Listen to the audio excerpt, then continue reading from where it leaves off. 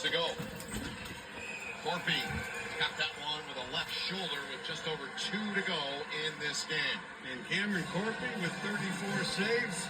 Congratulations, young man. I think you've just earned a start next Friday night against the #1 team in the Big Ten. As next game for the Wolverines at the Munn Ice Arena against the Michigan State Spartans, ranked #2 in the nation. Logan Stein started last night. I would agree with you in that regard. It's that time of year. When you're in, everyone looking. That #1 guy. Wisconsin, they had Scarfoni going so well early, and then he stumbled a bit, and then they went to a little bit of a rotation. Minnesota, they mixed it up last night. Ian Soulier started on Friday and changing what they had been doing. I've said this before, with deference to the great bluesman Taj Mahal, who had to hit "Is you is or is you ain't my baby." Is you is or is you ain't my #1 goalie. And if you have to ask, you probably don't have one. Correct. A goalie or a baby. Correct. That's right. Will Felicio now on a 4-game point streak. Will the Thrill, the freshman out of Bolton, Massachusetts, second cousin of former Detroit Red Wing Matthew Schneider. Nice. And his dad was a goalie in Michigan at Ferris State University. And he said he wore 43 most of his life, but he came to Michigan. He thought, maybe not such a good idea. Yeah, that's a little bit of weight. To wear Luke Hughes' number. 4 still a pretty good number for a D. And Quinn's. Right, you wore 43 here, right, Quinn? Yes. Yeah, they both did. Yeah, that's a little bit of pressure.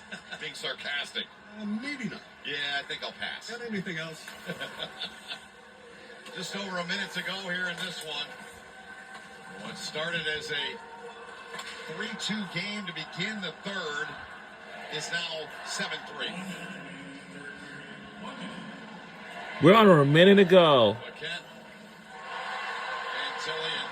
You know, the big picture, Fred, we talked about it throughout this game. It's tough to sweep in this conference. We know that. It's tough to sweep in any conference, but very tough to sweep in this conference. And for Michigan, I mean, I used the phrase earlier, and I stand by it. They played like it tonight. They played like a desperate team. They did, and, you know, Brandon Rado liked their 5-on-5 game last night. Yep. And he tilted the ice in that regard. Yep.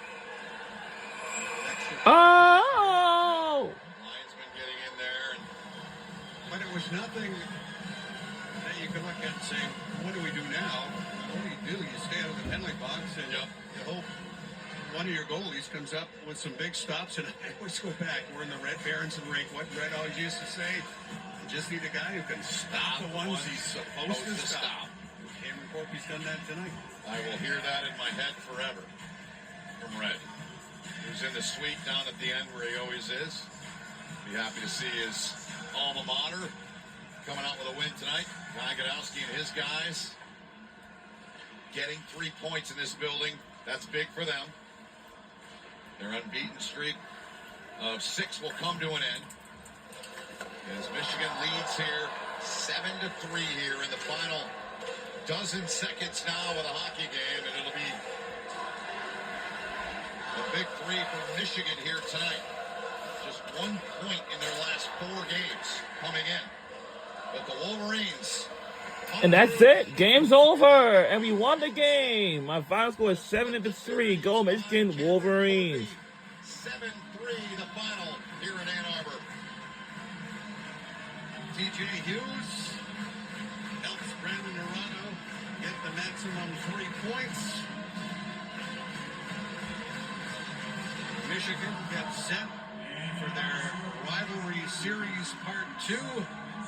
And the Penn State Nittany Lions will head right back on the road next weekend against the Wisconsin Badgers.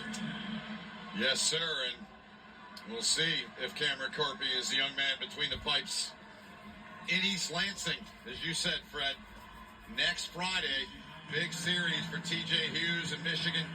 They take on their in-state rivals in East Lansing and then downtown in Detroit for the duel in the D. We're not done yet.